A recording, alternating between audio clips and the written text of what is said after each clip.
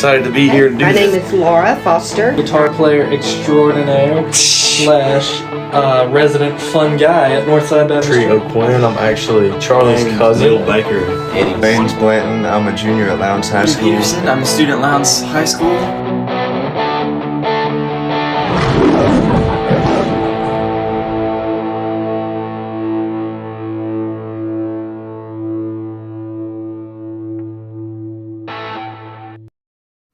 All right, welcome to the podcast. I'm so glad to have you on today. If you introduce yourself and let's keep on going. All right. Hey, I'm Ben McQuaig. Glad to be here. Yeah, I'm so glad to have you on today. If you go in and tell your testimony, and then we'll keep on rolling with questions. Okay, sounds good. So, raised in a Christian home. I tell folks I've been going to church 9 months longer than I've been breathing on my own. So my dad was a deacon. My mom was in the choir, taught Sunday school class. So it was just kind of natural that, when I was 8, it was October of 1978. It really sounds like a long time ago now, because it is. Yeah. But yeah, we actually had a Christian magician come for our children. That's a thing? Yeah, it was then. It was in 1978. And so one of his tricks is he had this red foam ball, and he illustrated the life of Christ with it, and that he was buried, and he puts it in this box, and then all of a sudden, of course, he opens the box, the ball's not there, and the ball is out here, and he was just explaining that Christ died, that he was buried, that he was resurrected, and that he went to heaven. And if you want to be in heaven, then you had to believe in Jesus. I'm like, I want to go to heaven. So I started asking my parents some questions, and they took me to one of our pastors, and had a conversation with him, and settled everything, and so accepted Christ, got baptized. But it was really an untested faith is what I had. So growing up the kind of home I had, of course, church all the time, which was good. But I am a nerd. I was a nerd then. Nothing has changed. So didn't get invited to a lot of parties. I did all the things that just really impressed high school girls, like chess club and math team and quiz bowl. And so I didn't have a lot of opportunities really to get into a whole lot of stuff that I shouldn't. So I went off to college. So I'm 17 years old. Started college when I was 17. Went to Georgia Tech. So I'm in the middle of downtown Atlanta. 17 years old, never really been off and home much, and it was a choice. I knew what I was doing, but I chose to do some things that I just really never should have done. But the great thing is, when you are Christ, first of all, you can't live comfortably in sin, and if you try, then you will experience discipline. I know this because that's what happened. So I was valedictorian in high school class, went off to Georgia Tech, made a 36 on my first calculus test. Studied for the second one, made a 46. I nearly failed out of Tech twice my freshman year. Like I said, just got in some stuff I shouldn't have, but God placed a roommate in my life. There were 4 of us in the room, and he was rock solid. And he kept inviting me to go to church with him. And of course, I wasn't going to do that. But he invited me to go to a retreat one weekend. And I went for 2 reasons. First of all, there was free food. Yeah. Second, there was a girl that I kind of liked that was going too. But what I didn't realize was going to happen is that the Holy Spirit was going to move in me and say, hey, look at where you are now. Look at where you need to be and where you have been. And so that was a turning point for me, because that's, when you get saved at 8, you understand some stuff, but you don't understand everything. Right. But when you've been off slopping hogs like the prodigal son, and you come home, and you realize that God is gracious, that's when you really understand grace. And that was kind of the turning point for me. And that just really renewed my walk with Christ, and hasn't been perfect since then. Yeah. but it's been good. That's awesome to hear. Then. So that's me. Yeah. That's awesome to hear. Then how did you come to Northside? So, worked for Georgia Power. I'm an engineer, and so in 2002, moved back to Waycross, my hometown. Man, I was loving it. Back home. Planned on being there till I retired. But in 2017, we had a restructuring. And so a couple of years earlier, we'd gone from 5 supervisors to 3 supervisors. And so now they said, hey, we're going to reduce even more. And so, long story short, when the music stopped, there was not a chair for me in Waycross. And so for about a week, I didn't really know what I was going to do. Yeah. But a week later, they called and said, hey, by the way, we have this job in Valdosta. How would you like that? And, in the back of my mind, I'm going, well, I like sleeping inside and I like eating regular. So I've always wanted to go to Valdosta. Yeah. And so we ended up here. We moved in the week before Christmas 2017. Wow. And started visiting around. And we had it narrowed down to 2 churches. And for like 3 months, we bounced back and forth. We go to the Northside and we're like, man, we need to join. We need to be here. And when we go to the other one, we're like, man, we like this. We need to join here. Yeah. And so it was interesting. One Sunday, Robbie preached out of Joshua, and it's the passage. How long will you limp between 2 things? You can serve your other gods if you want to. As for me and my house, we're going to serve God. The other pastor preached a sermon out of a different book of the Bible, but it was a similar thing. Wow. Like, how long are you going to keep being split between them? So I looked at my wife and said, I think we got to decide. Yeah. And it was weird because we'd been praying, and we went to a Sunday school class at the other church, and that Sunday, for some reason, there was just this real cliquish feeling in there that kind of threw us off. And here we had not felt that. Just everybody been really friendly. We enjoyed the worship, and so we're like, okay, this is where we're going. Yep. Right. So yeah, that's awesome. Yeah. So how did you get into the choir? I know that you said your mom was in the choir, but was that an influence? Yeah, sure. I tell folks my mom sang in the choir, my dad sang in the shower. We had a garden that would feed a small third world nation, and my dad and I would sing hymns while we were working in the garden while I was in forced child labor. But I've sung in church choir since I was like 3. So it really came natural. Yeah. I love music. It's music is very mathematical, so I think it makes a lot of sense to me. But yeah, that was one of the criteria that we had when we were looking for churches. There's got to be a choir, and that's, you can really narrow it down because there's not many churches that have choir anymore. They are getting fewer and farther between. Yeah. So got here and. You were like, yep, jumping in right now. Yeah.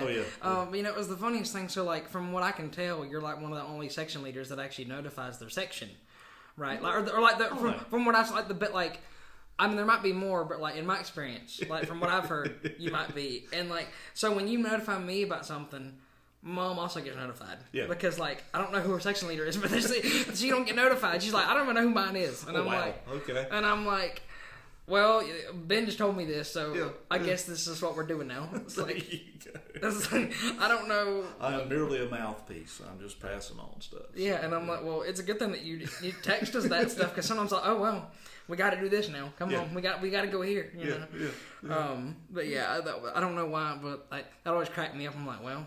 And I remember even like in the beginning when I first signed up for the choir, Miss Sherry said he's like one of the best ones for that. And I'm like, well, I guess we'll see then. And she was right. Well, thank you. Yeah. She obviously sees something I don't. So what are some other ways that God's allowed you to serve here at Northside? So I'm a life group teacher. I enjoy teaching. Yeah. It's kind of funny because I fought it for a long time. It seems like a lot of people have, right? Yeah, and I don't know why. I think sometimes in the back of our minds we have this idea that if you're going to teach Sunday school, and you need to know what you believe, because you have to teach truth. But we have in the back of our minds that you've got to be just this theologian that when you open your Bible, little baby angels sing and lights from heaven come down. Yeah. And it's really not that. Really, what teaching is you look at God's word, and first it has to speak to you, right? I heard a pastor one time said you can't teach someone something you don't know any more than you can come back from somewhere you've never been. And so I guess I didn't think I could just do it, and so we were in Brunswick. That's one of the places we lived, and the guy who was teaching our class, he said, "Hey, why don't you try this? I need somebody to help out." It was kind of funny because our entire church had done a study on spiritual gifts. And so I'd done a spiritual gifts inventory, and teaching was my top rated gift. I'm going, this thing's broken. This can't be right. And so, I got there and I was like, this is cool. I'm comfortable doing this. And so, I taught for like 14 years in Waycross before we moved here, and been teaching about 5 years here. And what's the age group you do? What's the range you teach? 50 and 60-year-old co-ed. Okay, cool. So so do that in the choir, love the choir. And also you served with traditional student. I can't remember, didn't you? Yeah. It was so funny because I looked around and I was like, I'm the youngest person here. Oh my gosh, I'm the youngest person here. I don't know what I'm doing. And so me and Noah Jenkins had never done it, right? And so we kind of teamed up. Yeah. And we were like, okay, we got to figure this out. Oh yeah. We got to quickly just figure this out. Oh yeah. And then I'm also sitting there thinking, I've never poured drinks. Oh no, what if I spill ice on somebody? Oh yeah. But that was really, really fun. I would do that again now that I know what I'm doing. Yeah. I was kind of just somebody said, hey, you want to do this? And I was like, sure. Yeah. Why not? Yeah. I'm always worried I'm going to pour something on somebody, or I'm going to hit somebody in the head with a tray. Yeah. Yeah. And so I always told them, I said, look, don't make me carry a big tray, because I'm clumsy and I'm short and stuffy. That's not good to have a big old tray of food. And then it's don't do that. Yeah. Play it smart here. I understand. So, you said you worked at Georgia Power, but what are some ways you've seen God work through that job? So it's kind of neat. One of the biggest ways was when I lost that job. Because, I was supervising folks in Waycross and in Valdosta, and what I was able to tell them is, because there were several of them they weren't real happy. Yeah. What I was able to tell them is, look, don't know what you believe, but here's what I know. This didn't catch God off guard. There are no coincidences. There are no surprises for God. The Bible tells me that God takes care of sparrows that are worth about 2 pennies, and I'm worth a whole lot more than that. So He's got me. He may not have me with Georgia Power, but He's got me. Right. He's not going to leave me. Not going to leave me alone. So that's probably the most recent and kind of that one of those watershed kind of moments that I saw. Yeah. So when it comes to the youth, do you look at when you look at the youth today, do you see hope, or are you worried about the future? Yes. A little bit of both. A little bit of both. There are things that concern me. Right.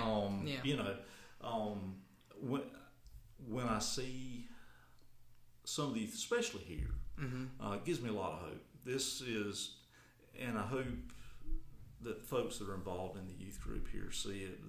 This is a very unusual place, because the youth here are just doing some stuff and are involved in stuff, and just the way they carry themselves, that just, I'm like, man, I wish I had this youth group. And then D now, you look at this past, so many kids up there, right? Yeah, I mean, packed the stage. That is just, it amazes. It shouldn't amaze me, but it does. Right. And it just, man, it makes my heart happy. Yeah. When And I'm I telling see you, that. having to jump around on that stuff, like having to jump around, I was like, so, and what cracked me up the most was I looked down and I was like, oh my gosh, Pastor Jeff is jumping around like we are. And as energetic as we are. Oh, yeah. Like, I'm Yeah. like, Yeah. what in the world? And I'm struggling over here like, Oh yeah. and he's over here just, doing his thing. I'm like, what in the world? But it was so fun though. Yeah. But yeah, I mean, really, for me especially, like with going to Lowndes, there's like that weird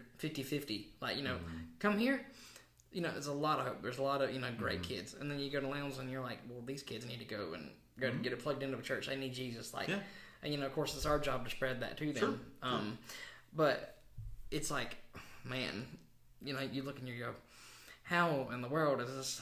What's the world going to be like if we keep going on this path? We just have to remember what we can't really control that. Absolutely. And we have to pray about things we can control. Sure. Absolutely. But if somebody walked up to you, like, youth or just anybody, if they walked up to you and said, I'm struggling to navigate this world in a biblical way, what advice would you give them? So, first of all, make up your own mind that you're going to follow Christ. Let that be your priority. Just because once you make up your mind and set your heart to that, then you're more likely to do it. Second, I would say surround yourself with people who are following Christ. And really, if you can, try to find people who are following more intensely and than you are. Because it rubs off. Right? It does. So when my knees like me, I was a runner. I can't run anymore because my knees are bad. I'm that old. But when I was running a race, I would always pick someone ahead of me. That was my rabbit. And so I'd try to run that one down. And once I caught them, I'd pick another person ahead of me. Then what if you run first, though? And then you had nobody to pick. There was no problem with that. That wasn't going to happen. In my mind, I'm this great runner, but then when I see the pictures, I look like a charging rhino. So I was never going to be first. Yeah. But in your Christian walk, surround yourself with folks who are headed in the same direction you are, and find someone who is more mature, who's following more closely than you are with Christ, and get with them. We don't. It's kind of like Paul said. He said, "Imitate me," but it wasn't because I'm Paul. Yeah. It was because I'm following Christ. And that's the thing. We don't follow that person because we want to make a lot out of them. We follow them because they're following Christ. Yeah. That's good. So, what is your life verse, and why is it important to you? So life verse, I don't know that I really have one. It's kind of funny. As you grow and as you're in different phases of your life, different verses mean different things. Right. When I first got into supervision, the section of scripture where Jesus is talking to his disciples, he says, the rulers of the Gentiles lord it over them, but it's not supposed to be that way with you, right? The greatest among you should be the last. The master should be the servant. And so that was important then. When you're raising kids, it's don't frustrate your children, which unfortunately I didn't do sometimes. Really now, and for the last little bit, I think it's a weird place to have a verse. It's in Hosea. It's Hosea 6:6. Christ quoted it in one of the Gospels, but it's and Hosea was speaking to the nation of Israel. He says, I desire mercy above sacrifice and knowledge of God above burnt offerings. And what it reminds me of is you can do all the right stuff. You can do all the churchy stuff. You can be here every time the door's open. You can teach. You can sing in the choir. You can, do everything. But if you're not doing it for the right reasons, if you're not doing it with the right motive, and if you're not doing it to honor Christ, it doesn't matter. Right. That's not pleasing to God when you do it for your own glory and for things like that. So that's really the one that's stuck with me for the last little bit, because one of my other gifts is serving. I love to serve, love to help out. But if you're not careful in your serving, you'll start to go, boy, I'm doing a pretty good job here. Yeah. You know, look at me. Yeah. And that's not why we serve. Right. It's just not. So for my final question, if you could describe NBC in one word, what would it be and why? One word, man. I know that this is the one question that makes everybody go, "Oh, I got to think about this." For a minute. You know, and kind of thought about it. I think focus is what I think of. Not in this rigid, unbending, unyielding, thing. When I say focus, what I see here is we are focused on Christ in what we do. And when you're focused on Christ, it drives everything else that you do. Right. It drives the songs that you sing, right? Because you want to honor Christ. You're singing about or to God, Christ. It drives your missions, right? There's this little thing at the end of Matthew. Jesus says, go into all the world. And so when you're focused on Christ, you do that. When you're focused on Christ, you're flexible as well. Folks don't realize that, I think, because when you're following Christ and your desire is to honor Him and to fully follow Him, especially as a church, when you see things that aren't doing that, even if you've done them a long time, then you're okay with stopping them and doing something else. Had a pastor one time, one of the sermons he preached was the 7 last words of a dying church, and we've never done it that way before. Those are the 7 words, and because we like our program, we like our stuff. I'm an engineer, okay. I like black and white. I like my box. I don't like to get out of my box. I tell people I have pictures on the wall in my box. I'm comfortable. Christ calls us to get out of our box sometimes, and there are too many churches, too many Christians that have gone, man, I'm okay. I'm okay where I am. I'm not going there. Yeah, and it just makes me think of when you say that, to do different things, whatever, but to still glorify God, one of the things that it makes me think of is the podcast thing when we did it on the 1 year. That was something different, and Pastor Robbie obviously had to pray about it, and really, obviously like, hey, you need to, guide Charlie, guide Noah, and guide me, because this was a new thing. He didn't know. I mean, we were praying, it went well, but we didn't know how it was going to go. Yeah. And he took a chance not on just me, but what God was going to do. Sure. And so, because again, people can get comfortable with their Wednesday night Bible studies and get, they're like, oh, I'm excited to see this, or they get locked into this, and we changed it up, and that was so cool. Yeah. So, and people were receptive to it, which was nice. That is good. Because when you do something like that, especially within a big church like this, I'm sure Pastor Robbie also thinks about it too. When he does something that's different, he's like, "Oh Lord, please let my people, my congregation." I'm like, "Please let them be receptive to it," and not people "Oh no, I don't like that," because you'll always, somebody will complain about it. Well, sure, but I'm sure he's. In my head, I'd be thinking that, if I was trying to make a decision, changing something, I would be a little worried, but I don't. I'm glad I don't have to make them. Exactly.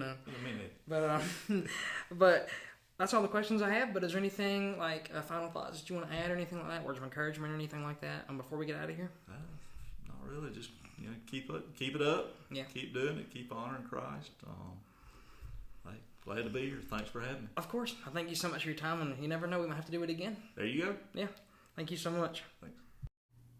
With another episode of the Young Minds Podcast coming to a close, I just want to remind you that you are never alone and faith is action. So let's get out there.